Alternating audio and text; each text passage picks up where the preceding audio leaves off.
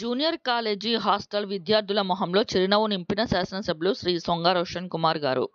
చింతలపూడి నందు RCM church పక్కన కాలేజీలో చదువుకుంటూ హాస్టల్లో ఉంటూ వర్షాకాలంలో డ్రైనేజీ వాటర్ అంతా హాస్టల్లోకి వస్తుంది అని అక్కడ విద్యార్థినులు చేసిన రిక్వెస్ట్పై ఆకస్మిక తనిఖీలకు వెళ్లిన చింతలపూడి శాసనసభ్యులు శ్రీ సొంగ రోషన్ కుమార్ గారు అప్పటికప్పుడు కమిషనర్ గారితో మాట్లాడి పీసీపీ ప్లాన్తో డ్రైనేజీని తీయించాలని ఆదేశించారు. వెంటనే డ్రైనేజీ పనులు ప్రారంభించడం జరిగింది.